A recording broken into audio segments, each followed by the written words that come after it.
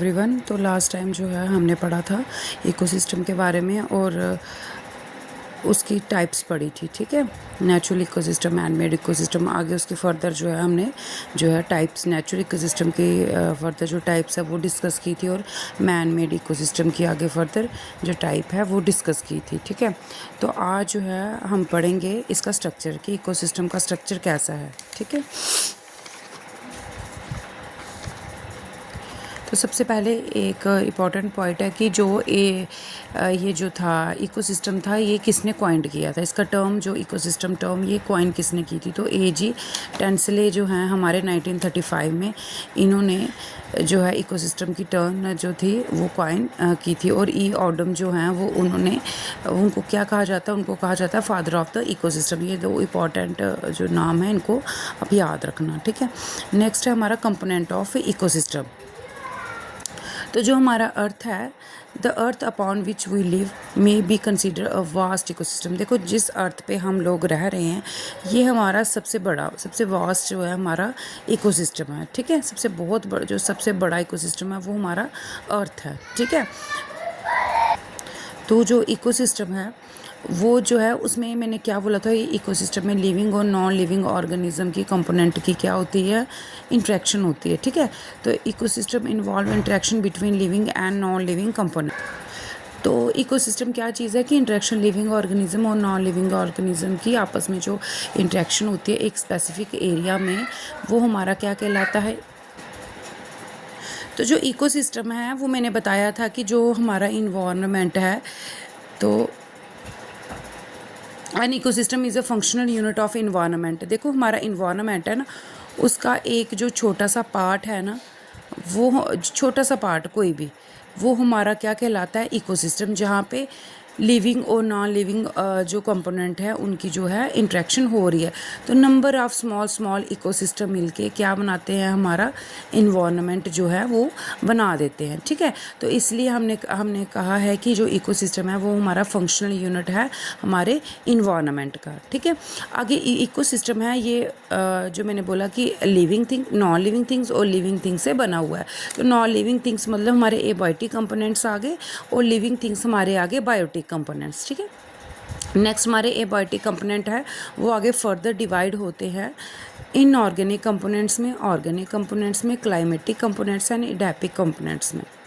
Inorganic components में जैसे oxygen होगी, वाटर होगी, कैल्शियम हो गया, कार्बन डाइऑक्साइड होगी, नाइट्रोजन हो गया, जितनी भी गैसेस वगैरह हैं जो हमारी, ये सारी हमारी इनऑर्गेनिक कंपोनेंट्स में आ जाएंगी। ऑर्गेनिक कंपोनेंट्स में जैसे अमाइनो से प्रोटीन, कार्बोहाइड्रेट्स वगैरह, ये जो सारी चीज़ें हैं ये हमारी किस में आ जाएंगी, ऑर्गेनिक कंपोनेंट में। क्लाइमेटिक कंपोनेंट में क्लाइमेट के रिलेटेड जैसे rain, light, temperature, solar energy, wind energy, humidity, ये सारी चीज़ें हमारी क्लाइमेट कंपोनेंट में आएंगी। और एडेपिक कंपोनेंट में हमारा आएगा जैसे सॉइल होगी, पीएच होगी, टोपोग्राफी के कहीं के किसी जगह के माउंटेन, वैलीज़, हिल्स, प्लेन्स, ये सारी जो चीज़ें हैं ये हमारी एबायोटिक कंपोनेंट में आती हैं। एबायोटिक कंपोनेंट के एडेपिक जो कंपोनेंट है उसमें आएंगे, ठीक है। नेक्स्ट है जो हमारा बायोटिक कंपोनेंट है, उसमें जो है वो किस किस चीज़ों में डिवाइड है। देखो जहाँ तो प्लांट्स हैं, जहाँ एनिमल्स हैं, है ना, तो जहाँ फिर डिकम्पोजर्स हैं जैसे छोटे छोटे बैक्टीरियाज वगैरह जो भी हैं। तो हमारे जो है बायोटिक कंपोनेंट जो है ऑटोट्रॉप और हिटोट्रॉप्स में जो है डिवाइडेड है। आगे फर्दर जो ऑटोट्रॉप्स हैं वो किस में डिवाइड करते हैं, वो आगे मतलब ऑटोट्रॉप्स को हम क्या कहते हैं, मतलब हम ऑटोट्रॉप्स को आगे हम प्रोड्यूसर्स कहेंगे। जैसे प्लांट्स हैं हमारे, है ना, तो प्लांट्स क्या हैं हमारे, प्रोड्यूसर्स हैं, ठीक है। प्लांट्स क्या हैं हमारे, प्रोड्यूसर्स हैं, जो क्या करते हैं, खाना प्रोड्यूस करेंगे, ठीक है। उनको क्या कहेंगे, जो ऑटोट्रॉप्स भी बोलते हैं ना, ऑटोट्रॉपिक न्यूट्रिशन मतलब ऑटोट्रॉपिक मतलब कि वो क्या करते हैं, खाना खुद बनाते हैं, सेल्फ बनाते हैं। तो खाना खुद कौन बनाता है, प्लांट्स बनाते हैं, तो वो हमारे क्या कहलाएंगे, प्रोड्यूसर्स। आगे है हिटोट्रॉपिक कंपोनेंट में कौन कौन से आ जाते हैं, हमारे कंज्यूमर्स आ जाते हैं, जो हम लोग हैं, जो खाना खा रहे हैं, जो प्लांट प्रोड्यूस कर रहे हैं।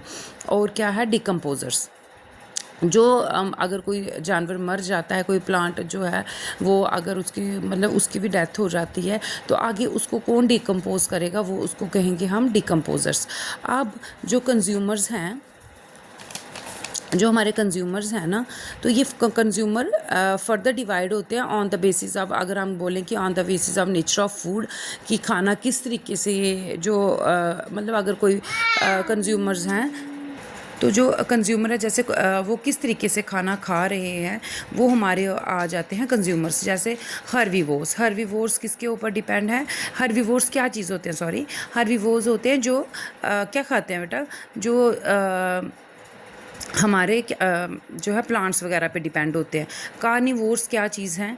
कार्निवोर्स हैं जो क्या है, फ्लैश ईटिंग एनिमल्स है, जो दूसरे एनिमल्स पे डिपेंड करेंगे। और थर्ड जो है ऑमनीवोर्स। ऑमनीवोर्स कौन से हैं? जो बोथ प्लांट्स और flash of the other organism वो खाएंगे on the basis of their trophic level. अब एक और कंज्यूमर को ना हम आगे अच्छे से इसको स्टडी करेंगे कि जो on the position of trophic level, मतलब ट्रॉपिक लेवल में कंज्यूमर्स की क्या क्या पोजीशन है, उस बेसिस पे भी हम कंज्यूमर्स को डिवाइड करते हैं, जैसे primary consumer, secondary consumer, tertiary consumer और क्वाटरनरी कंज्यूमर्स। ठीक है, ये हम आगे जो है फर्दर इसको अच्छे से जो है पढ़ेंगे। नेक्स्ट हमारे आ जाते हैं डिकम्पोजर्स। तो बेटा डिकम्पोजर्स किस पे डिपेंड करते हैं?